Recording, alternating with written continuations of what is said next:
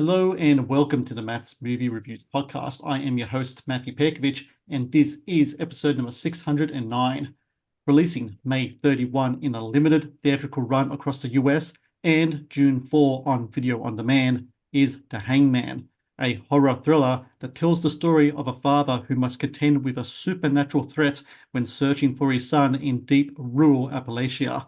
Weaving supernatural chills with survival horror thrills, The Hangman will have you in knots as the terror unfolds on screen. And joining me now is the director of The Hangman, Mr. Bruce Wemple, and his star and co-writer, LeJon Woods. Bruce and LeJon, I thank you so very much for your time today. Well, thanks for having us. Thanks, man. Thanks for having. I need you to have us follow us around, man, and just introduce the film everywhere we go. I like that description. I'll do it. That was great. I'll do it. I'll do it. No, absolutely. Kind of like that Chappelle sketch where like it gets like a guy like with him hanging around him all the time. Or was it Chris Rock did it? I forgot who it was. Anyway, but yes, I'll do it absolutely. Okay. First, Bruce, I got to ask you. So, when it comes to your films, previous to The Hangman, a lot of the stuff you've done horror, often with a sci-fi twist or maybe cryptids as well. Here you're dealing with something very supernatural. Was it something on your end that you like intentionally wanted to go down a route of something that was more like a supernatural kind of vein, or is that something that kind of comes across organically?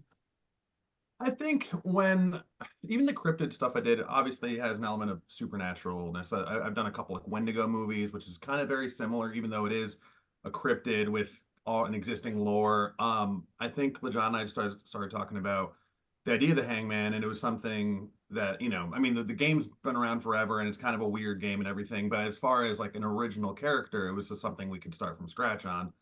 And once we got kind of diving into like just kind of creating our own world with kind of our own rules, this kind of Appalachian sort of, there's the cult combined with, the ingrained prejudices there, and then beyond that, just having this bloodthirsty demon that's just kind of like over, the ultimate villain for this father.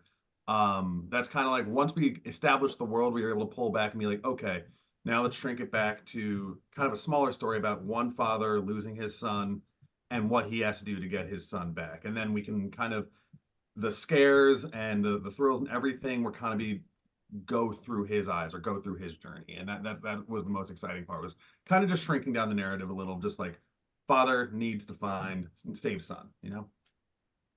So, LeJon, I know yourself and Bruce have worked with each other for like several different films now. Here you got your co-writer with Bruce here. How far along was Bruce with the story when you came onto the project? And by that time, what was it that you saw on the screenplay, and what did you add on to it to put your own stamp on the writing here? Sure. We had actually just finished up doing a Christmas film, me and Bruce, and I got back into Cleveland, and remember I was driving home, and he called me up and he said, "Hey, listen, I got an idea for a film that I think I want you to be the main man in." Of course, that made me super excited to hear that. And then when he broke down as far as father and son going camping and everything, and losing the son deep out in the woods and whatnot, just fell in love with that, and having a battle to get him back. And then the thought in the conversation was, for me to Bruce, was what can make a scary situation even scarier than that, naturally scary, outside of just this bloodthirsty demon and everything. And it's just then we sprinkle in some of the elements of just some super racist locals who were just not fans of having these two guys in the area, and I think that just enhanced the story so much more. It enhanced the fear. It enhanced the journey that these two had to go through in order to survive that circumstance. And I was just so excited, man, just to, of course, naturally be a part of it, and then to be able to have that freedom that Bruce allows with all of his films, to add that in there, it made it great. I would add the other thing that was, I'm a recent father, but LeJon is literally a father of his son is not too far from age from the actual character of Jesse in the movie. So you were able to bring in, especially on set, but in the writing process too, just a more specific perspective on having a teenage son and what that's like and everything. So, yeah. Absolutely, yeah. So, Bruce, I got to ask you, when it comes to a lot of your films, nature is something that's really like an element that's in there. And here with The Hangman, we have like Appalachia, West Virginia, Appalachia here. What is it for you with regards to nature, having nature settings that really kind of appeals to you as a background, a backdrop for your films? Because it is something that comes up quite a bit in your stories, and especially when it comes to something like the Appalachia, like, you know, that's just such a vast wilderness as well, so much unknown in there. What was about that territory that really spoke to you in regards to this movie?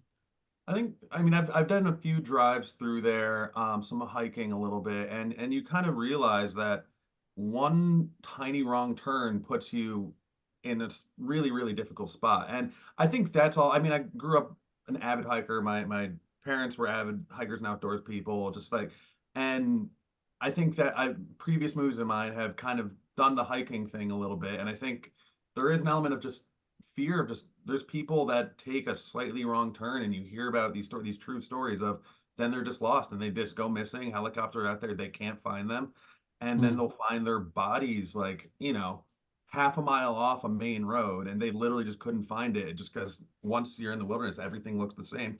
So there's just ingrained danger with that. And then beyond that, for this specifically the West Virginia thing, even driving through areas in there, you can feel there's an element of like lawlessness just because you go into certain rural territories. I was like, if something happened out here and I needed help, I needed to call the cops, so whatever, it would be a while before you got any help if you even did. It's just there's regions that are so small, so rural that really for the Hangman, what we were trying to capture was like lawlessness. This area doesn't have support or help for someone, especially like Leon. And then that was the main, other than like the survivalist stuff, was making sure that we knew like there was no backup plan for Leon. Whoever he finds, he needs to either have their help or he has to fight them himself. There's no other support.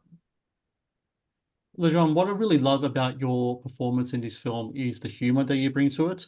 It is a very serious, your character is in a very serious dilemma, he's trying to find his son and such.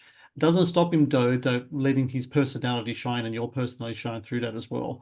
And I wanted to confirm something with you in regards to the makeup of your character. Is it true that Bruce recommended you to watch the Evil Dead films, and this was the first time you watched them, and Ash was very much kind of like, in the way that kind of like he approached kind of situations, was very much kind of like a pivotal kind of inspiration point for the way you kind of approached your character going through a lot of these things in your movie here?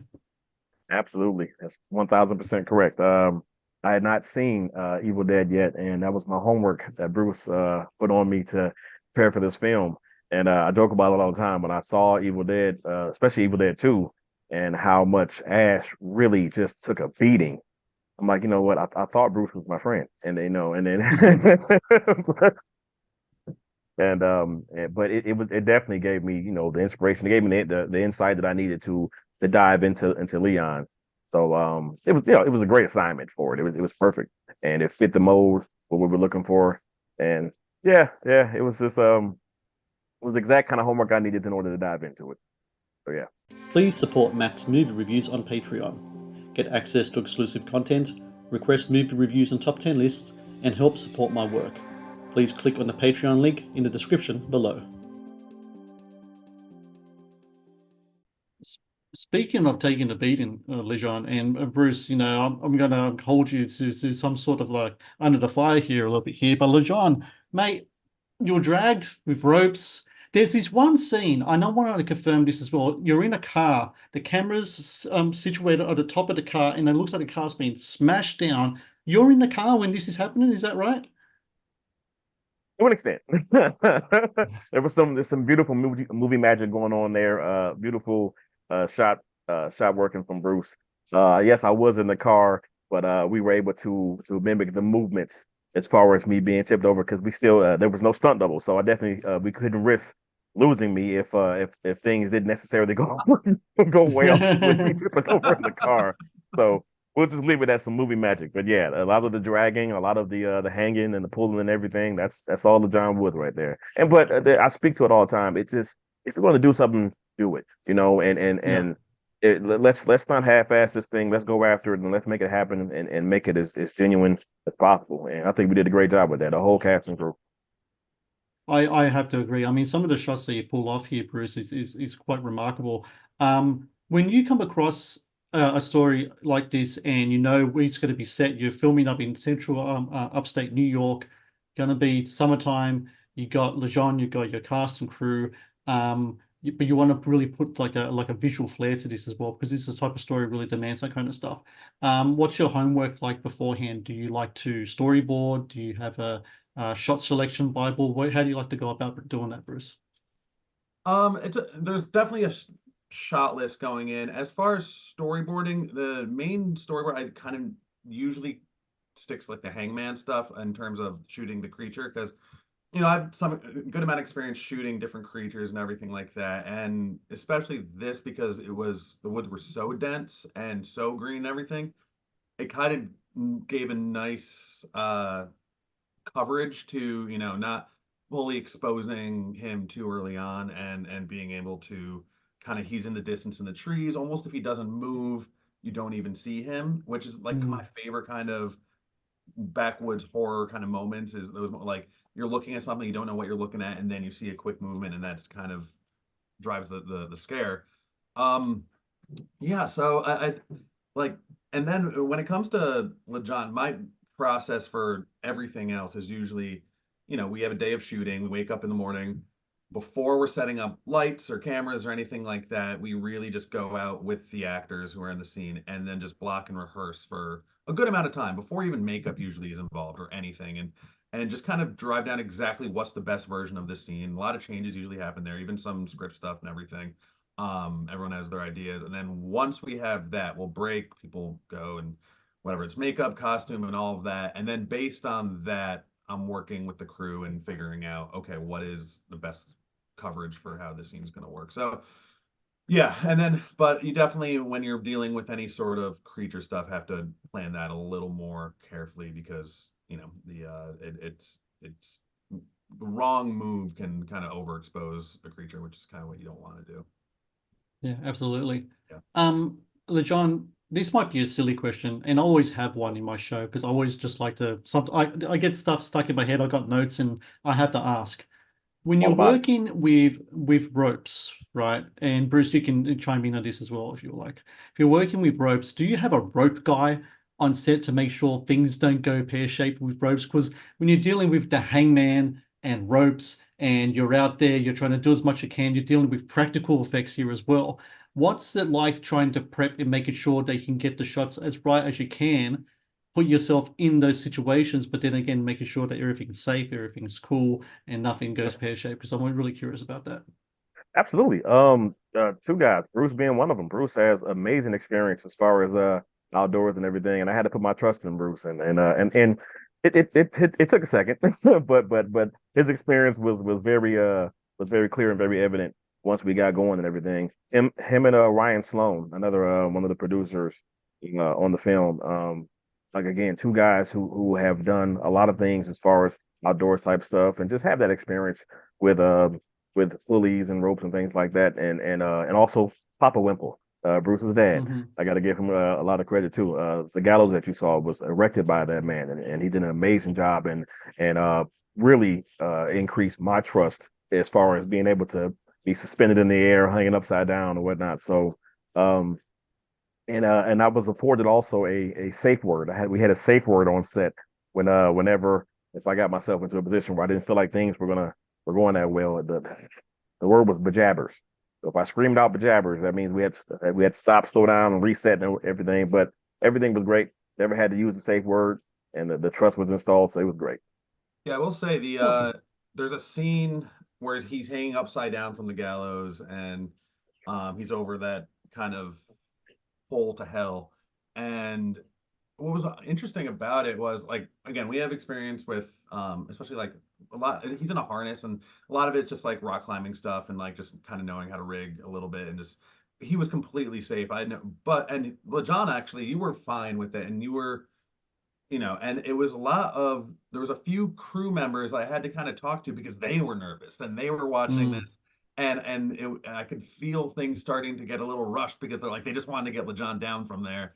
And like, even Kate Lunardi, there's a couple takes, and we talked about this, but she's rushing the take a little bit because she just wants to see LeJon finally not strung up upside down. So, and just like, but we had to like talk like he's got a safe word. If he says the safe word, if whatever, we'll rush in and get him done. But if he doesn't say the safe word, we're shooting this the way we need to shoot it. We're doing everything the way it needs to be done. And yeah, so it took a little while to like everyone to get comfortable enough that we're and then there's a couple other tricks like there's a shot of the girl in the opening, the Jesse Holterman, and she's hanging. She's got barbed wire, and she's hanging, and it looks like she's strung up really high in the air. And then that's actually done. She's in reality only about like that far off the ground, and that's only because we found this perfect branch, strong branch that was on the top of a hill, and the hill went straight down. So we're able to put the camera very low, and then she's in the harness hanging up, but she's not hanging that far off the ground. But just from the perspective, it feels like she's 10 feet up in the air. So there's a couple little tricks here and there just to make it a little safer. But yeah, LeJon definitely had the beating of it all. So the ropes, we have to talk about the Hangman, the character itself, and I'm really curious, Bruce, when it comes to the background of that character. They talk about there's a scene in the film where they talk about the history of the character and the cult associated with it, etc. I know in that area of Appalachia, there's like they got their own myths and their own folklores and stuff. Do you borrow bits and pieces of things from that area to put into the character, or is this something that's kind of like a more of an original creation that you came up with? I'd read a bunch about the Bell Witch for a little bit, which is a legend around there, but we definitely were kind of going to do our own thing. But I mean, the honestly, like once we kind of figured out, okay, this thing controls ropes, and kind of started getting ideas of like just the gags we could do with that, and how to bring that into kind of that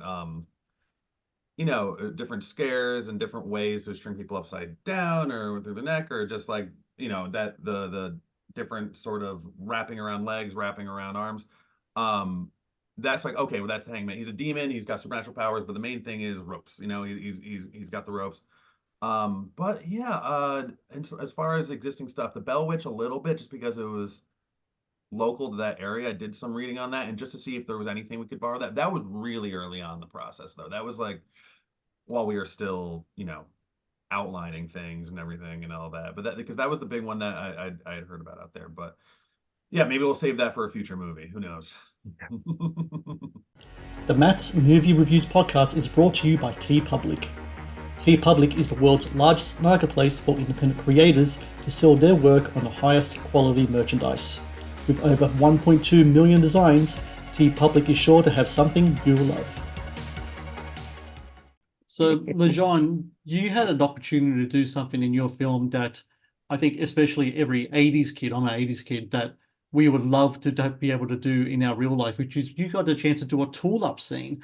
You got a chance to strap on all these cool stuff and make the cool one-liner, I'm going to hell, baby, and get out in the car and you can go do your thing. What's it like being able to do a tool-up scene in a movie? Because I'm just curious, because it just reminds me thinking all the way back to when I was a kid and I have all my plastic kind of like machine guns and knives and everything. I tried to do my best Rambo and such, and I can't do that now because I'm in my 40s, of course, but you can do it because you're doing it on screen. So I just really, I want you to share the experience with me and my listeners, please.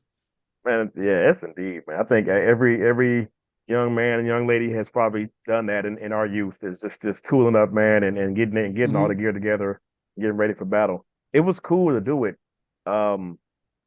just to do it, in that moment, and then to be able to see it on screen and have it edited and put together and everything. It was like, man, that is really awesome. I mean, we always see the montages and all that kind of stuff, like you mentioned, Rambo or any Arnold Schwarzenegger movie, stuff like that. But to piece together and just really put yourself in that position, like, yeah, it is some serious ass kicking time. It's some fun stuff, man, and it was a childhood dream come true that I didn't even realize that I really had. So that's what made it even better. And is it true that your nickname on set during those tool-up scenes were Alpha LeJon? Yeah, it's good stuff, man. Yeah, there was the Leon that was in a world that he had no idea what this is all about, how he was going to get through this. He was vulnerable. He was, he was in a situation where he had looked to his left, looked to his right, up, down, doesn't matter. He had no help. It was just him. And then they got to the point where it was Alpha Leon, like you mentioned. It's just, hey, listen, it's time to make this thing happen. It's time to get this shit done. And I love that character arc about Leon, about the character itself.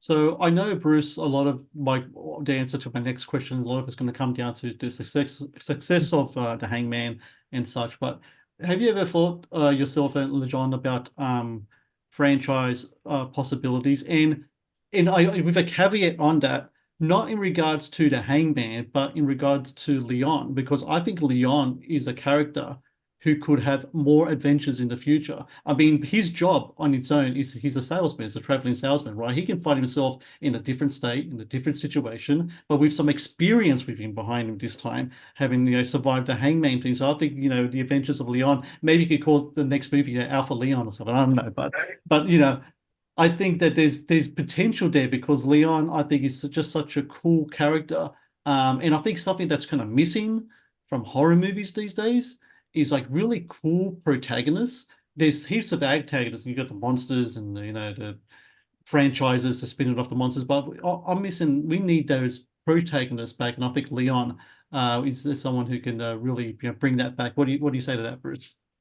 I'd love to think of other ways to put LeJon in dangerous situations. That'd be fantastic. But no, I 100% agree with what you're saying. That was really our goal from the beginning, was to make a fun character, like someone.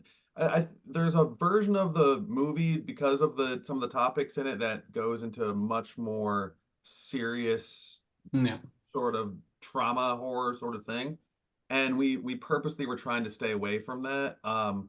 LeJon, you had a funny thing. You're like, there's a different version of this movie where like some of the racism stuff happens. You run away. You're like, I thought we were past this, but like that was not ever like our whole thing was, this guy is like a proactive character. He's got one thing in his mind, and then beyond that, that's more of just like the one-liners and everything was just something, I agree, I think is missing a little bit right now. I think it was big back in the day, and of course like characters like Ash, or even Brendan Fraser in The Mummy, those kind of characters that can, like, in the face of danger, say something that's like cheesy to an extent, but you buy it because you just look in their eyes and like you buy what they're saying. And then oh yeah, and those are always, growing up in horror, those were my favorite people in all these, and LeJon has the timing for it, and so we just were able to lean into that. So absolutely, yeah, I agree with everything you're saying. If we can do more with Leon and just being able to kind of take that tone, take his kind of, take Alpha Leon even, because we can just start with Alpha Leon and see what other the switch would be much easier now, I think, from Leon to Alpha Leon. Don't you think, LeJon? I mean, the switch is there now, like he knows he's been through there. He's had his rest in the car at the end. He's refreshed. He knows what to do. He knows how to tackle these things. The guy's been to hell and back, right? So literally, so he knows what he's doing.